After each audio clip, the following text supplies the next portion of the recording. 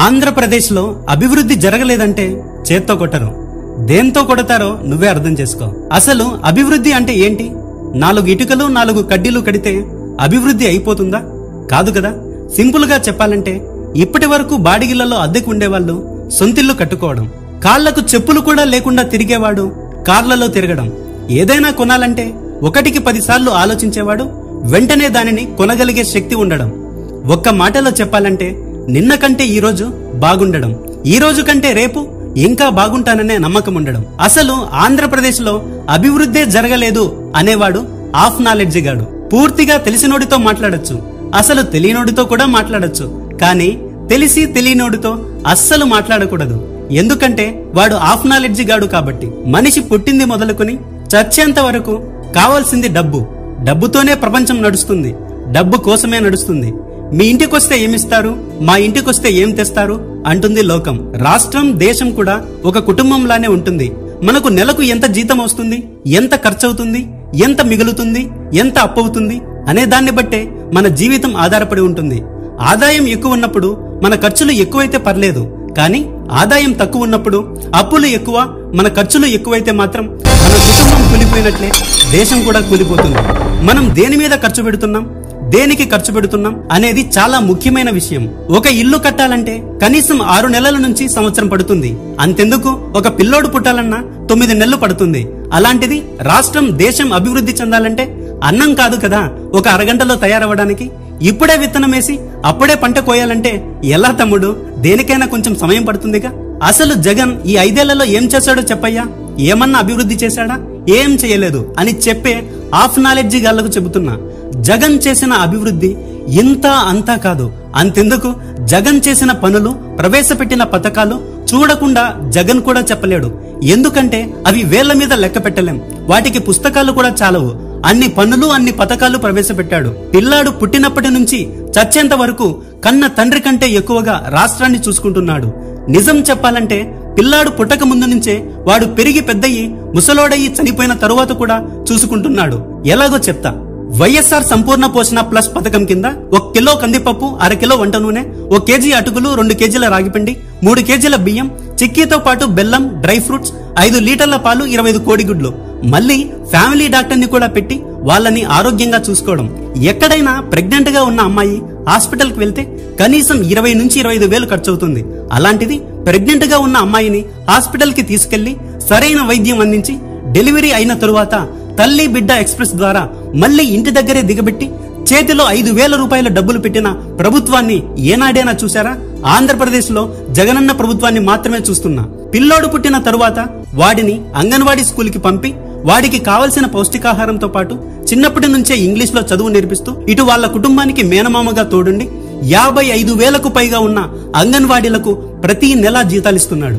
Anganwadi school తర్వాత పిల్లలను స్కూల్లో జాయిన్ చేస్తే జగనన్న విద్యా కానుక ద్వారా వాళ్ళ కాళ్ళకేసుకునే షూస్ దగ్గర నుండి బెల్ట్, యూనిఫామ్, నోట్బుక్లు, వర్క్ బుక్లు, మధ్యాహ్నం ఇంటి నుండి క్యారేజ్ కూడా అవసరం లేకుండా రెస్టారెంట్లో మాదిరిగా రోజుకో రకం వంటలు వండించి వాళ్ళ ఆకలిని తీర్చి వాళ్ళ కోసం జగనన్న గోరుముద్ద పథకాన్ని ప్రవేశపెట్టి వాళ్ళ తల్లుల ఖాతాల్లో 15,000 రూపాయలు అమ్మఒడి వేస్తూ ఇప్పుడు ఆ మొత్తాన్ని 15,000 నుంచి 17,000 రూపాయలకు పెంచాడు. వాళ్ళ పిల్లలు కూడా బాగా చదవాలని ప్రతి ఒక్కరికి టాబ్లెట్ ఫోన్లను కూడా అందించి ఐబీ సిలబస్ ని 2025 నుంచి ఇంట్రడ్యూస్ చేస్తున్నారు.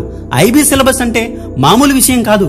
నర్సరీకే ఐబీ సిలబస్ లో చదవాలంటే 3 లక్షలు ఖర్చవుతుంది. అలాంటిది ₹1 కూడా లేకుండా చదివించడం అంటే మాటలు కాదు. ఐబీ సిలబస్ లో చదివితే పిల్లాడు రాష్ట్రాలు, దేశాలు కాదు ప్రపంచంతో పోటీ పడతాడు. నా చిన్నతనం నుండి నిద్రలో కూడా నన్ను లేపి దేశంలో అత్యధిక అక్షరాస్యత కలిగిన రాష్ట్రం ఏదంటే టక్కున లేచి నిమిషం కూడా ఆలోచించకుండా కేరళ కేరళ కేరళ అని చెప్పేవాడిని. కానీ ఇప్పుడు కేవలం 4 ఏళ్లలో దేశంలో అత్యధిక అక్షరాస్యత కలిగిన రాష్ట్రం ఏదంటే ఆంధ్రప్రదేశ్ అని గర్వంగా చెబుతున్నా. ఇది ఎవరు చేశారు? జగన్మోహన్ రెడ్డి మాత్రమే చేశాడు. నాడు నేడు కింద ఇప్పుడు స్కూళ్లను చూస్తే షాక్ అవ్వాల్సిందే.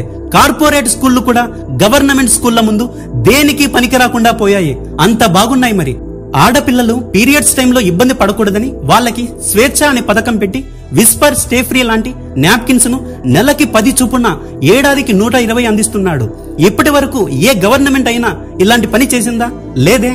ఇంటర్ తర్వాత ఇంజనీరింగ్, డిగ్రీ, మెడిసిన్ చదివే పిల్లలకు ఫీజు రీయింబర్స్మెంట్ తో పాటు జగనన్న వసతి దీవెన కింద 20,000 రూపాయలు ఇస్తున్నాడు. నేను చదువుకునే రోజుల్లో స్కాలర్షిప్ 4,000 ఇచ్చేవారు. అప్పుడు 5గురికి ఇచ్చే అమౌంట్ ఇప్పుడు ఒక్కడికే 20,000 ఇస్తున్నాడంటే మాటలా? మామూలు విషయం కాదు కదా. చదువుకున్న తరువాత ప్రభుత్వ ప్రైవేట్ సంస్థల్లో లక్షల సంఖ్యలో ఉద్యోగాలను కల్పించడమే కాక పరిశ్రమల్లో 75% ఉద్యోగాలు స్థానికులకే ఇచ్చేలా చట్టం కూడా చేశాడు. నేను ఇప్పటి వరకు గంగమ్మ జాతర, పోలేరమ్మ జాతర చూసినా కానీ ఫర్ ది ఫస్ట్ టైం ఉద్యోగాల జాతర చూశాను. డిఎస్సి ద్వారా 21,000కు పైగా ఉద్యోగాలు, వైద్య ఆరోగ్య శాఖలో 54,000కు పైగా ఉద్యోగాలు, ఇలా 2,31,000 శాశ్వత ఉద్యోగాలు కాంట్రాక్టు అవుట్సోర్సింగ్ తో కలిపి 5 ఏళ్లలో ఇచ్చిన మొత్తం ఉద్యోగాల సంఖ్య 6,48,000 ఉద్యోగాలు. ఇవి కాక 2,66,000 వాలంటీర్ల నియామకం.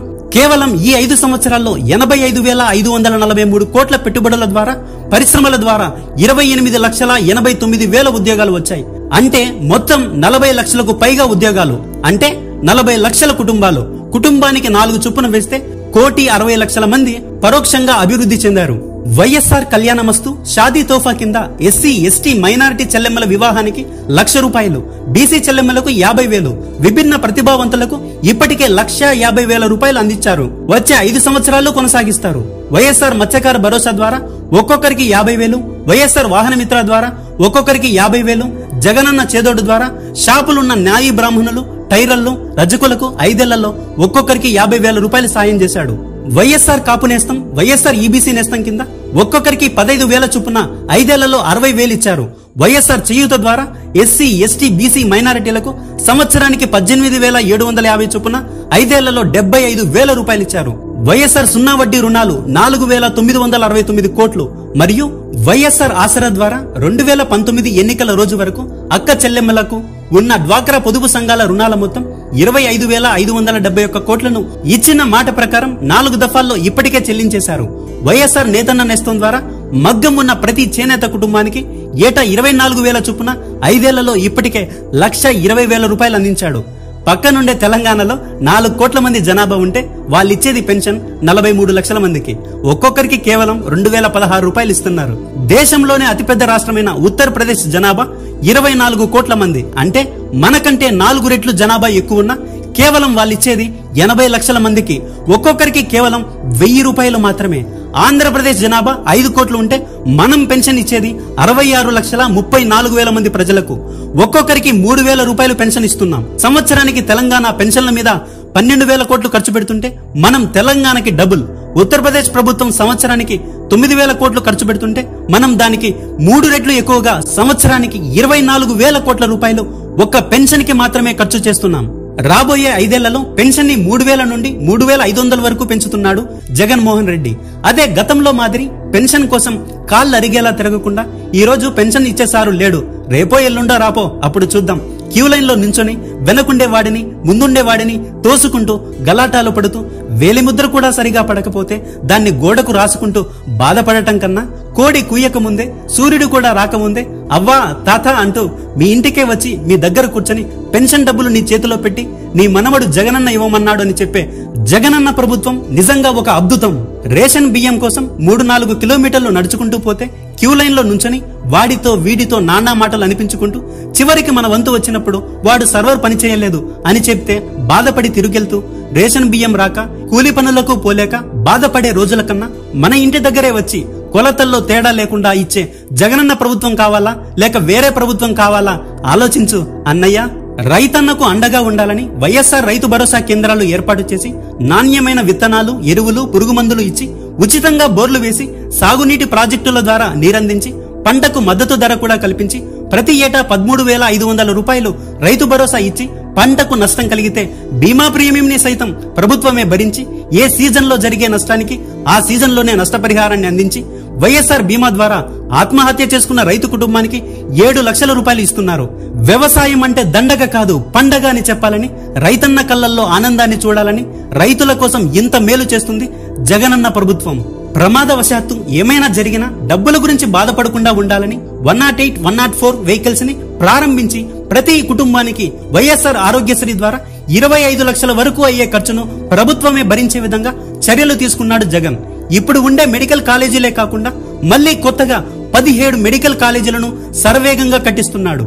ఇప్పటి వరకు బాడిగిళ్లలో అద్దెకుండి సరిగా అద్దె కట్టలేక కన్నీళ్లు పెట్టుకుంటున్న అక్క చెల్లెమ్మల కన్నీళ్లు తొడవాలని దేశంలో ఎన్నడూ లేని విధంగా ఇప్పటికే 31 లక్షల మంది అక్క చెల్లెమ్మలకు ఇళ్ల పట్టాలు అందించి 9 లక్షలకు పైగా ఇళ్ల నిర్మాణం పూర్తి చేసి మిగిలిన ఇళ్లను కూడా శరవేగంగా యుద్ధ ప్రాతిపదికన పూర్తి చేస్తున్నారు. చంద్రబాబు గారు ఏం చెప్తారంటే జగన్ అసలు అభివృద్ధే చేయడం లేదు, ప్రజలని సోమరిపోతులను చేస్తున్నాడు, డబ్బులు ఇలా పంచుకుంటూ పోతే రాష్ట్రం శ్రీలంక అయిపోతుందని చెప్పాడు. మరి అలాంటప్పుడు జగన్ ఒక్క పిల్లాడికి అమ్మఒడి ఇస్తానంటే చంద్రబాబు గారు మీ ఇంట్లో 3 పిల్లలుంటే 3కి ఇస్తాను అంటున్నాడు. అలా చేస్తే రాష్ట్రం జింబాంబే అయిపోదు? ఇదేమన్నా వేలం పాట? నువ్వు 15 ఇస్తానంటే నేను 30 ఇస్తా, నువ్వు 30 ఇస్తావంటే నేను 90 ఇస్తా అని చెప్పడానికి మళ్ళీ చంద్రబాబు గారు ఏం చెప్తున్నాడు? నేను సంపద సృష్టిస్తా అంటున్నాడు. మరి 14 సంవత్సరాలు సీఎం గా చేశావు కదా, మరి అప్పుడెందుకు సృష్టించలేదు? రైతు రుణమాఫీ అన్నాడు, చేశాడా? లేదే.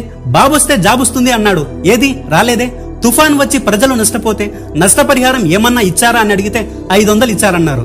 ఇంటికి 500 ఇచ్చారా అంటే లేదు సామి, ఊరు మొత్తానికి 500 ఇచ్చి కూరగాయలు కొనుక్కోమన్నారు అని చెప్పారు గ్రామస్తులు. పాపం జగన్ అసలు అభివృద్ధే చేయలేదు. అసలు అభివృద్ధి అంటే 4 కంపెనీలు రావాలి, 4గురికి ఉద్యోగాలు రావాలి అని చంద్రబాబు గారు చెప్పారు. సరే, చంద్రబాబు గారి ప్రకారమే తీసుకుందాం.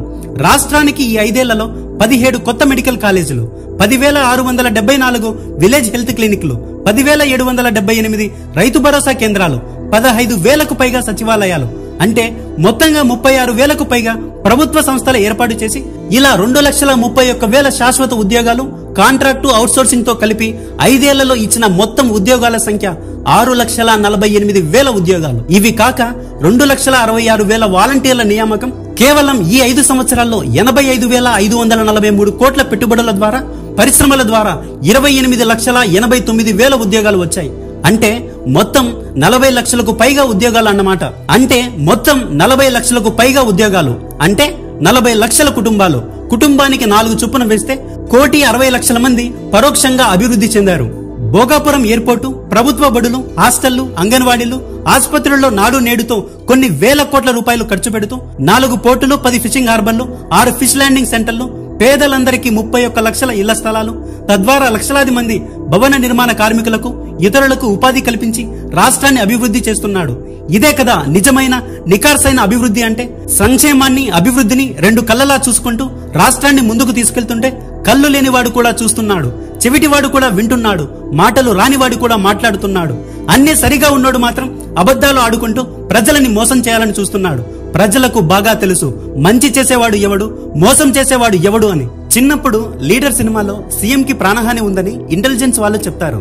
మీరు జాగ్రత్తగా ఉండాలని, మిమ్మల్ని మీ కుటుంబ సభ్యులే చంపాలని చూస్తున్నారని చెప్తే దానికి హీరో నేను ఆ 1,00,000 కోట్లు కలెక్ట్ చేసి ప్రజలకు ఖర్చు పెడితే చాలు, తర్వాత నేను చచ్చినా పర్లేదు అంటే సినిమా హాల్లో విజిల్స్, అరుపులు, కేకలు వేశారు. ఇలాంటి వాడు సినిమాలోనే ఉంటాడనుకున్నా, కానీ ఇప్పుడు మన కళ్ళ ముందే కనబడుతున్నా మనకు తన విలువ తెలియడం లేదు. సినిమాలో ఒకడు 1,00,000 కోట్లు ఖర్చు పెడితేనే హీరో అయితే రియల్ లైఫ్ లో 3,56,810 కోట్ల రూపాయలను ఖర్చు పెట్టిన వాడిని ఏమనాలి? లీడర్ అనాలి, the greatest leader of all the time.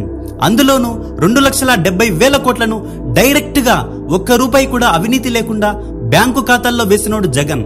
అంతెందుకయ్యా, పొద్దున్నే లేచి నుంచి రాత్రి పడుకునే వరకు జగన్ అభివృద్ధే చేయలేదు అని చెప్పే చంద్రబాబు గారి ఆస్తులు కూడా ఈ 5 ఏళ్లలో 40% పెరిగాయి. అది జగన్ హయాంలో. సామాన్యుడి నుంచి చంద్రబాబు వరకు ప్రతి ఒక్కడూ అభివృద్ధి చెందాడు జగన్ ప్రభుత్వంలో. ఇది ఎవ్వడూ కాదనలేని సత్యం. నేను చెప్పింది జగన్ చేసిన దాంట్లో కేవలం 10% మాత్రమే. మిగిలిన 90% చెప్తే నీ గుండె ఆగి చస్తావు నా కొడక. జగన్ ఇంత అభివృద్ధి చేస్తే నాకేం కనబడలేదు అంటే నీకు కళ్ళు ఉండాయా లేక మింగాయా? జగన్ ఇంత అభివృద్ధి చేసినా మళ్ళీ ఏం చేశాడంట వెంట్రా చెత్త నా కొడక.